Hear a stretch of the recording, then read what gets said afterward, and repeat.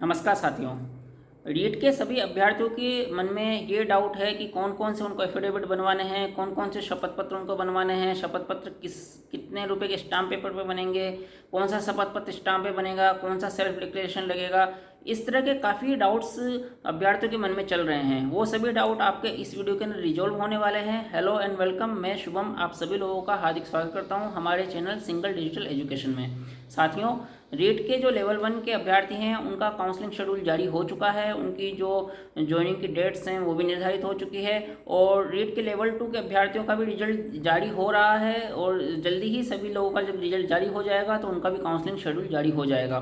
तो रीट के लेवल 1 के अभ्यर्थियों को काउंसलिंग के लिए जाते वक्त उनको शपथ पत्र तैयार करके लेके जाने हैं। अब शपथ पत्र कौन कौन से तैयार करने हैं वो सारे चीज़ें हम यहाँ डिस्कस करने वाले हैं। सबसे पहला तो जो काउंसलिंग के समय उनको शपथ पत्र जरूर लेके जाने हैं वो सभी शपथ पत्र 50 रुपये के स्टाम्प पेपर पे लेके जाने हैं। साथियों, 50 से ज़्यादा का स्टाम्प पेपर अगर आप लगाते हो तो आप लगा सकते हो, ऐसा नहीं है, लेकिन आप लगाने की आवश्यकता नहीं है। 50 रुपये के स्टाम्प पेपर पे शपथ पत्र वैलिड हैं। 50 रुपये से कम के स्टाम्प पेपर पे शपथ पत्र वैलिड नहीं है, वो आपका शपथ पत्र कैंसिल माना जाएगा, आपको दोबारा से बनवाना पड़ेगा और वो 50 रुपये का मिनिमम स्टाम्प पेपर तो होना ही चाहिए। और सबसे पहले कुछ जो शपथ पत्र हैं वो सेल्फ डिक्लेरेशन फॉर्मेट में भी चल जाते हैं, लेकिन बहुत सी जगह उन पे जो कर्मचारी वहाँ बैठते हैं वो आपको दोबारा बनवाने के लिए कर सकते हैं स्टाम्प पेपर पे। तो अच्छा है अगर आप सारे ही शपथ पत्र स्टाम्प पेपर पे बना के लेके जाओ, लेकिन अगर आप नहीं चाहते तो कुछ declaration self declaration simple plain paper पे भी चल जाते हैं। साथियों, मैं आपको आगे बता दूंगा कि कौन से शपथ पत्र स्टाम्प पेपर पे चलेंगे, कौन से सेल्फ डिक्लेरेशन पे चलेंगे, लेकिन मेरी यही सलाह है कि सेल्फ डिक्लेरेशन वाले भी अगर आप स्टाम्प पेपर पे बनवा लें तो कोई इफ एंड बट नहीं रहेगा, आपकी सारी चीज़ें वेल एंड गुड रहेगी। इसके अलावा सबसे पहला आपको शपथ पत्र बनाना है 2 बच्चों के शपथ पत्र डिक्लेरेशन का। आप विवाहित हो या अविवाहित हो, आपको 2 संतान का घोषणा पत्र देना है। यह 50 रुपये के स्टाम्प पेपर पे बनेगा। जो इसका फॉर्मेट है आप को मेरे Telegram channel single digital media इसके ऊपर अवेलेबल हो जाएगा। आप चैनल को ज्वाइन कीजिए, टेलीग्राम चैनल का लिंक मैंने डिस्क्रिप्शन में लिखा हुआ है। इसके अलावा दूसरा, धूम्रपान का आपको स्व घोषणा पत्र देना है कि आप कोई भी धूम्रपान नहीं करते हैं, बीड़ी गुटखा कुछ भी आप सेवन नहीं करते हैं, या आपको स्व घोषणा पत्र देना है। आप इसको प्लेन पेपर पर भी लिख के दे सकते हैं या फिर आप चाहें तो इसको स्टाम्प पेपर पर टाइप करवा के भी दे सकते हैं। इसका जो फॉर्मेट है वो भी मैंने Telegram channel single digital media पे मैं अवेलेबल करा दूंगा, आप टेलीग्राम जरूर ज्वाइन करें। इसके अलावा दहेज का घोषणा पत्र आपको देना है। दहेज आप मैरिड हो या अनमेरिड हो, यह आपको जरूर देना है। आप बॉयज़ हो या गर्ल हो, सबको देना है। ऐसा नहीं है कि किसी को देना है किसी को नहीं देना है, सबको देना है।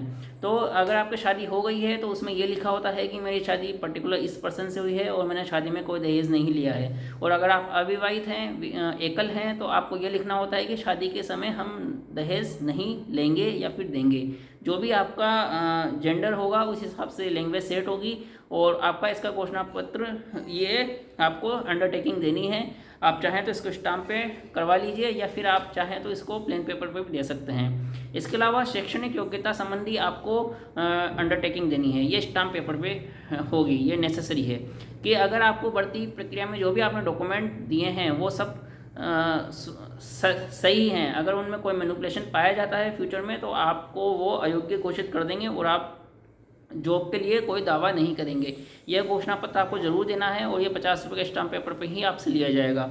दूसरा, संविधान संबंधी अंडरटेकिंग देनी है। ये आप चाहें तो प्लेन पेपर पे दे सकते हैं या फिर आप चाहें तो इसको स्टाम्प पेपर पे दे सकते हैं, आपकी इच्छा के ऊपर डिपेंड है। इसका जो फॉर्मेट होगा मैं आपको मेरे टेलीग्राम चैनल पे अवेलेबल करा दूंगा।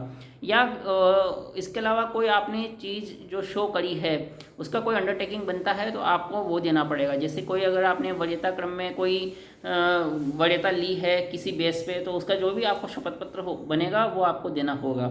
ये इसके अलावा कोई शपथ पत्र ऐसे होते नहीं है जनरली, लेकिन अगर आपका कोई स्पेशल केस बन रहा है तो उस केस में कोई शपथ पत्र बन सकता है, तो वो भी आपको लेके जाना होगा। साथियों, जो ध्यान में रखने योग्य बात यह है कि आप इसकी 4-5 फोटोकॉपी करा के रख लीजिए, क्योंकि बहुत सी जगह ये काम आता है। सर्विस फाइल में भी आपका लगता है, जब ओरिजिनल तो आपका जमा हो जाएगा, सर्विस फाइल में भी आपका लगेगा, बाद में इन फ्यूचर भी काम आ सकता है। तो 4-5 फोटोकॉपी के सेट आप जरूर करा के रख लीजिए।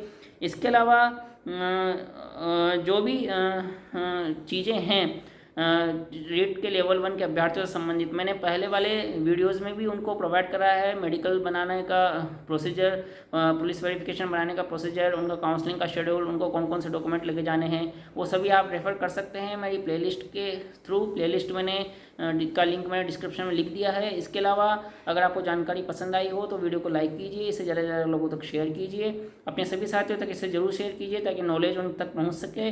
और कोई मन में डाउट रह रहा हो तो आप कमेंट करके बताइए, आपके डाउट को रिजॉल्व करने की कोशिश करूँगा। इसके अलावा साथियों, अगर आप चैनल पर नए हैं तो इसको ज़रूर सब्सक्राइब कीजिए। इस प्लेटफॉर्म पर नई वैकेंसियों से रिलेटेड सारी जानकारी A to Z आपको प्रोवाइड कराई जाती है और आपके डाउट्स को रिजॉल्व करने में काफ़ी हेल्प की जाती है। साथियों, टेलीग्राम ज्वाइन नहीं किया है तो टेलीग्राम जरूर ज्वाइन कर लें, आपको वहाँ से काफ़ी कंटेंट अवेलेबल मैं करवाता रहता हूँ, आपको वहाँ से काफ़ी कंटेंट मिलेगा, आपको काफ़ी हेल्प होगी। अभी के लिए इतना ही, धन्यवाद साथियों।